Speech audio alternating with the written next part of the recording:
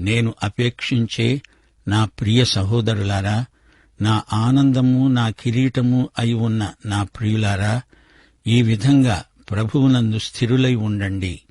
ప్రభువునందు ఏక మనస్సు గలవారై ఉండండని యువదియను సుంటుకేను బతిమాలుకుంటున్నాను. అవును, నిజమైన సహకారి.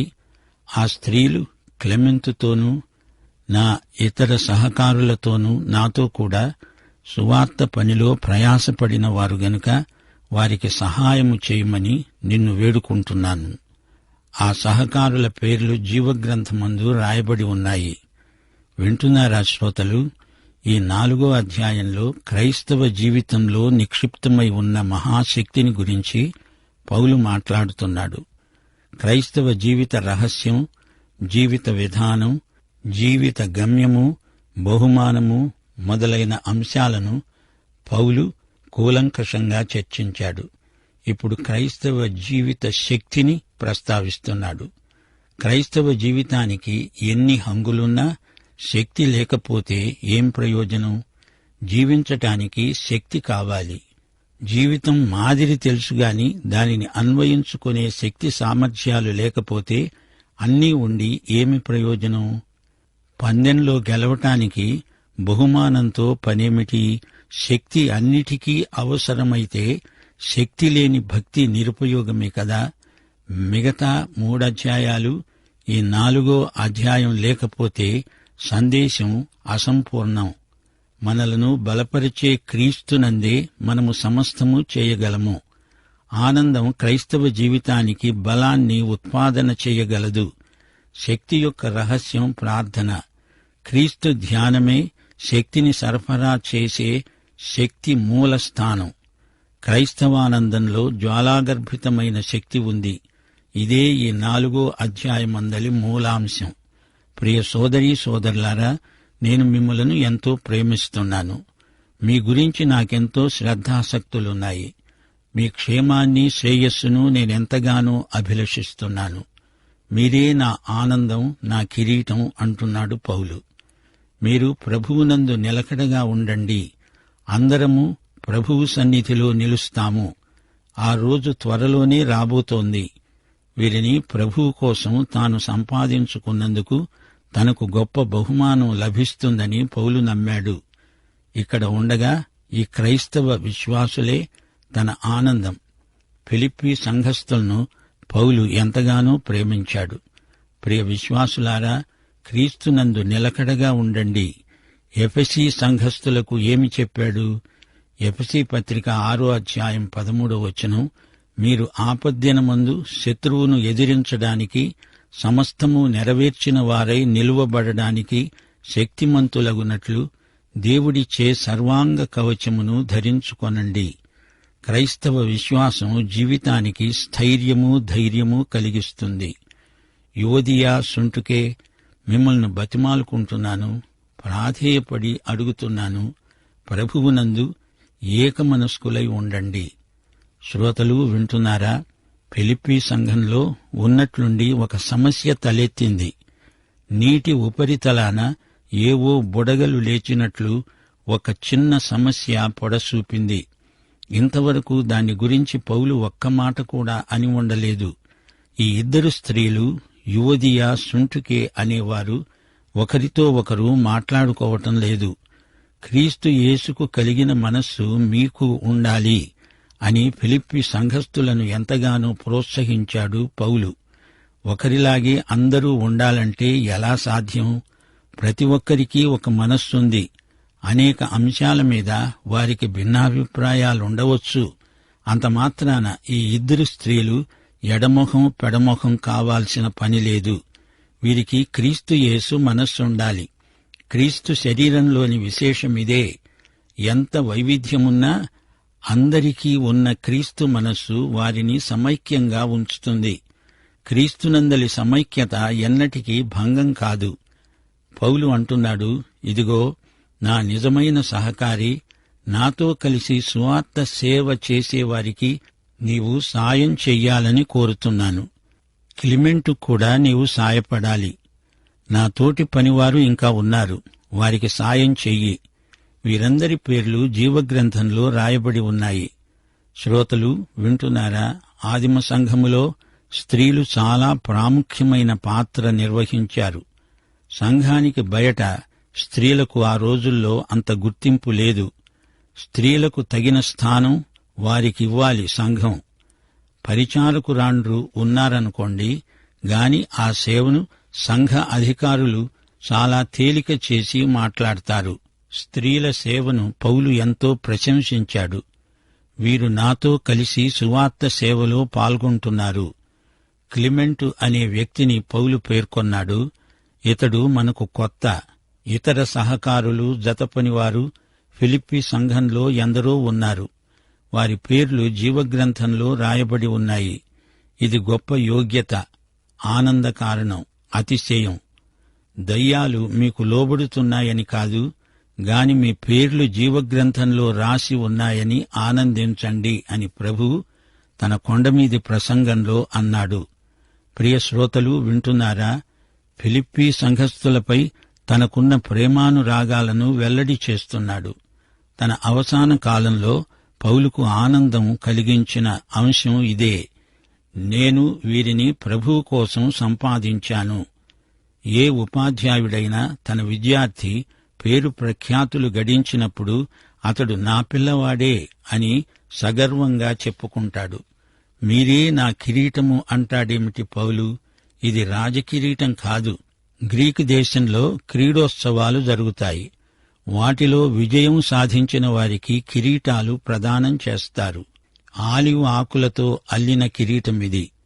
వేరే ఆకులతో, తీగలతో కలిపి అందంగా అల్లిన కిరీటం విజయ సూచకమై గౌరవాస్పదమైనది. అది గొప్ప బహుమానం. మరో సందర్భంలో కూడా ఈ కిరీటాలు బహూకరించబడతాయి. ఏదైనా జాతీయోత్సవం కాని, వేడుకలు కాని జరిగినప్పుడు వారి గౌరవార్థమై విందు చేస్తారు. అందులో వారికి సన్మాన సూచకంగా కొన్ని రకాల కిరీటాలు ప్రదానం చేస్తారు. ఫిలిప్పీ సంఘబిడ్డలారా, నా ఆధ్యాత్మిక పరుగు పందెంలో నేను పొందబోయే సన్మానం, కిరీటం మీరే. దేవుడు మా కోసం గొప్ప సన్మాన సభ ఏర్పాటు చేస్తాడు. మీరే ఆ రోజున నా కిరీటముగా, మా అతిశయంగా కనపడతారు. ఆ కిరీటం మాకు ఉత్సవ సంకేతం, ఉత్సాహ ప్రేరకం, మా అభివృద్ధి కాంక్ష. ఒక ఆత్మను యేసుక్రీస్తు వద్దకు తేవటం కంటే గొప్ప ఆనందం మరొకటి ఏముంది? ఫిలిప్పీ పత్రిక 4వ అధ్యాయంలో మొదటి 4 వచనాలలో 3 సార్లు ప్రభువునందు అనే మాట వస్తుంది. 1 ప్రభువునందు స్థిరులై ఉండండి. క్రీస్తునందు శోధనలను జయించగలరు. క్రీస్తునందు పిరికితనం పోతుంది. ధైర్య సాహసాలు వస్తాయి. యుద్ధరంగమందు సైనికుల వలె స్థితప్రజ్ఞులై నిలవండి. శత్రువును ఎదుర్కొనండి. క్రీస్తునందున్నారు గనక మీరు శోధనలను సునాయాసంగా జయించగలరు. మన క్షేమము, భద్రత క్రీస్తునందే. క్రీస్తునందు క్రీస్తు సన్నిధి మనలను ఆవరించి ఉంటుంది. క్రీస్తునందున్న వారే స్థిరంగా నిలువగలరు. ప్రభువునందు మనం స్థిరులం. 2 యువదియా సుంటుకే, మీరు క్రీస్తునందు ఏక మనస్కులై ఉండండి. అసలు సంగతి ఏమిటంటే క్రీస్తునందే ఏక మనస్కత సాధ్యం. క్రీస్తుకు బయట విభేదాలు, విద్వేషాలు. క్రీస్తు మనస్సుతో ఏకీభవించిన వారికి ఏక మనస్కత అలవడుతుంది. యేసు నాయకుని యందు ఆయనను వెంబడించే వారందరూ ఏక మనస్కులు. అందరూ యేసుకు విధేయులు. మానవ సౌభ్రాతృత్వం క్రీస్తు ప్రభువునందు మాత్రమే సాధ్యమని మనం గ్రహించాలి. ఇక 3 ప్రభువునందు ఆనందించండి. ఈ ఆనందం భౌతిక పరిస్థితుల మీద, వస్తు వాహనాల మీద ఆధారపడింది కాదు. ధనధాన్య సమృద్ధి ఎంత ఉన్నా ఆనందం ఉండకపోవచ్చు. నిరుపేదలైనా ఆనందమయులై ఉండవచ్చు. జీవితంలో ఎన్నో దెబ్బలు తిన్నవాడు ఆనందించగలడు. ఎన్నడూ ఏ దెబ్బ తినకపోయినా ఆ వ్యక్తికి ఆనందం ఉండకపోవచ్చు. ఆనందమనేది వస్తువుల మీద ఆధారపడింది కాదు, స్థలాన్ని బట్టి వచ్చేది కాదు. ఒక వ్యక్తికి యేసుతో ఉన్న సంబంధాన్ని బట్టి ఈ ఆనందం కలుగుతుంది. యేసులో ఉన్నంతకాలం ఎడతెగని ఆనందాన్ని అనుభవించగలము. క్రైస్తవుడు క్రీస్తునందున్నవాడు. క్రీస్తు మన సన్నిహిత స్నేహితుడు, నాయకుడు. క్రీస్తు సన్నిధి నుండి క్రైస్తవుణ్ణి ఎవరూ ఎడబాపజాలరు. క్రైస్తవానందాన్ని ఎవరూ భంగపరచజాలరు. యువదియా సుంటుకే అనే 2 మహిళలు ఇక్కడ పేర్కొనబడ్డారు. వీరు పౌలుతో కలిసి సువార్త సేవ చేసినవారు. వీరికి సహాయం చేయవలసిందిగా పౌలు తన సహకారిని కోరుతున్నాడు. మరో వ్యక్తి క్లిమెంటు. ఇంకా ఇతర సహకారులను గురించి కూడా పౌలు మాట్లాడాడు. వారి పేర్లు జీవగ్రంథములో నమోదు అయి ఉన్నాయి అంటున్నాడు పౌలు.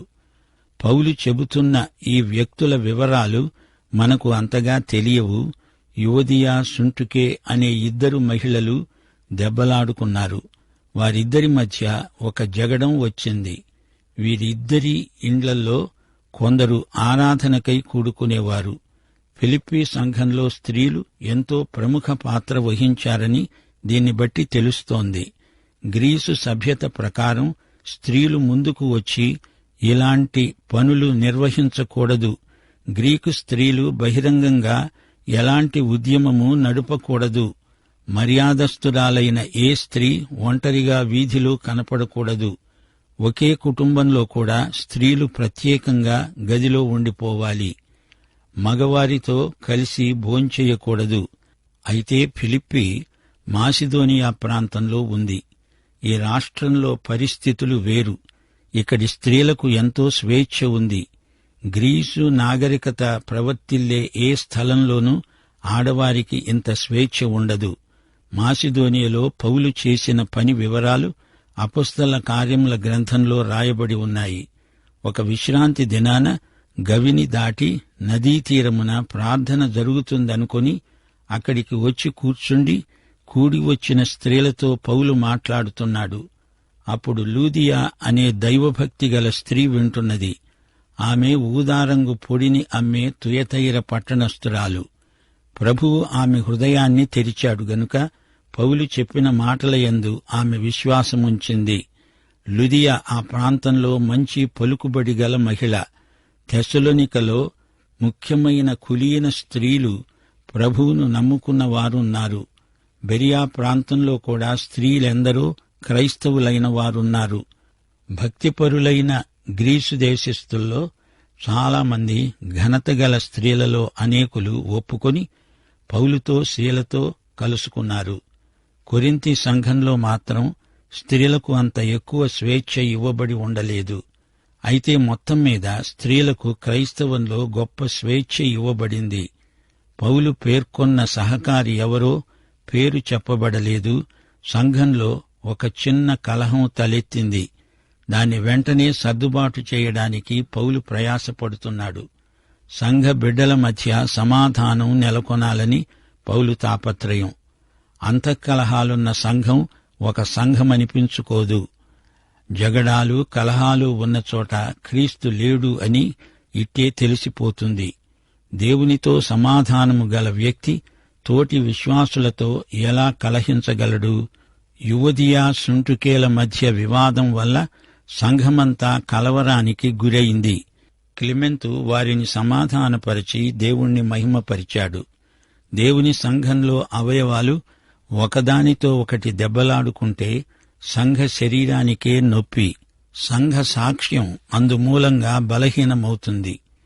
సమాధానపరిచేవారు ధన్యులు, వారు దేవుని కుమారులనబడతారు అని ప్రభువు కొండమీది ప్రసంగంలో ప్రబోధించాడు. పౌలు ఫిలిప్పి సంఘస్థుల నుండి ఏమి ఆశించాడు? వారిలో ఆత్మ ఫలాలు కానరావాలి. వారిలో ప్రేమ, ఆనందం, సమాధానం కనిపించాలి. తను వారినెంతో ప్రేమించాడు. విశ్వాసి జీవిత కేంద్రంలో క్రీస్తు ఉంటే ఈ క్రైస్తవ లక్షణాలన్నీ జీవితంలో ప్రవర్తిల్లుతాయి. మీరు క్రీస్తునందు స్థిరంగా ఉండండి. మీలో ఏక మనస్సు ఉండాలి. ముఖ్యంగా యువదియా సుంటుకే అను 2 స్త్రీలు ఈ సందేశం గ్రహించాలి. గత అధ్యాయంలో పరిశుద్ధతను గురించి పౌలు మాట్లాడాడు.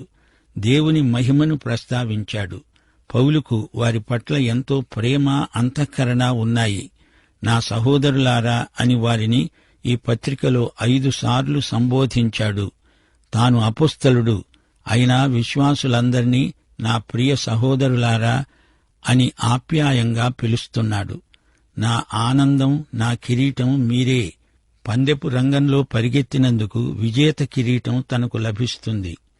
మీరే నా ఆనందం, అతిశయ కిరీటం. మీరు నా ప్రియ స్నేహితులు.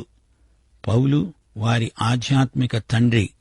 వారు తనకు ఇవ్వబడిన కిరీటం, బహుమానం. గ్రీకు ప్రజల క్రీడోత్సవాలు పౌలు మనస్సులో మెదిలాయి. మీరు ప్రభువునందు స్థిరులై ఉండాలి. యువదియా, సుంటుకే వింటున్నారా? మీ పేర్లు బాగానే ఉన్నాయి. యువదియా అంటే అభివృద్ధి పథంలో ప్రయాణం. సుంటుకే అంటే ఆనందకరమైన పరిచయం. చూడండి, మీరిద్దరూ ప్రభువునందు ఏక మనస్కులవండి. ఒకరితో ఒకరు కలహించుకోకండి. వీరిద్దరి మధ్య ఎట్టి విరోధము, వివాదము ఉండకూడదు. వీరెవరు? ఇంతవరకు వీరు పౌలుతో కలిసి సువార్త సేవ చేశారు. ఎంతో ప్రయాసపడినవారు. మరిప్పుడు వీరు ఈ విధంగా దెబ్బలాడుకోవడం మంచిది కాదు. మీలో మీకు ఇలాంటి వైషమ్యాలు ఉండడానికి వీల్లేదు. నిజమైన సహకారి తనకున్నాడు. అతనితో పాటు క్లిమెంటు, మరికొందరు పనివారు కలిసి యువదియ, సుంటుకేల మధ్య సమాధానానికి కృషి చెయ్యండని పౌలు ఆదేశించాడు. తన తోడి సువార్త సేవకులందరి పేర్లు పరలోకంలో జీవగ్రంథములో రాసి ఉన్నాయని పౌలు ఎంతో ఆనందిస్తున్నాడు. మనం కూడా ఆనందించాల్సిన విషయమిదే. మన పేర్లు జీవగ్రంథంలో రాసి ఉన్నాయి. ప్రభు కొండమీది ప్రసంగంలో ఈ విషయమై గొప్ప హెచ్చరిక చేశాడు. దయ్యాలు మీకు లోబడుతున్నాయి అని ఆనందించటం కాదు, మీ పేర్లు జీవగ్రంథమందు రాయబడి ఉన్నాయి గనుక ఆనందించండి. శ్రోతలు, ఈ పాఠంలోని ముఖ్యాంశాలను మననం చెయ్యండి. విశ్వాసులారా, నిలకడగా ఉండండి. ఇప్పుడు నా ఆనందం మీరే. రేపు న్యాయపీఠం ఎదుట నా కిరీటము మీరే.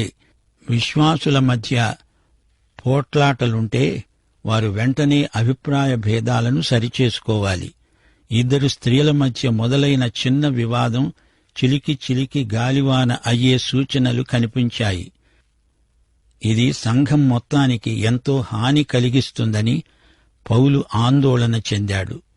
ఆ సంఘం మొత్తంలో ఒక నిజమైన సహకారి పౌలుకు ఉన్నాడు. అతని పేరు పౌలు ఎందుకో చెప్పలేదు. ఇద్దరు స్త్రీలకు మధ్య సమాధానం చేకూర్చడానికి ఇతడు తగినవాడు అని పౌలు భావిస్తున్నాడు. వీరందరి పేర్లు జీవగ్రంథంలో ఉన్నాయని వారి ప్రవర్తనను బట్టి పౌలు గ్రహించగలిగాడు. 1 తెస్సలోని పత్రిక 1వ అధ్యాయం 4 నుండి 10వ వచనం వరకు పౌలు ఇదే అంశాన్ని చర్చించాడు. అన్నాడు, మీరు విగ్రహాలను విడిచిపెట్టి జీవము గలవాడు, సత్యవంతుడు అయిన దేవునికి దాసులయ్యారు. దేవుని వైపునకు తిరిగారు. యేసు పరలోకము నుండి వస్తాడని ఎదురు చూస్తున్నాము. ఆయన తప్పక వస్తాడు. వీరి పేర్లు పరలోకమందలి జీవగ్రంథములో నమోదై ఉన్నాయి. ప్రియ శ్రోతలు, వింటున్నారా? సువార్త సందేశమేమిటి? యేసుక్రీస్తే మన సువార్త. మనము యేసుక్రీస్తునే ప్రకటిస్తున్నాము.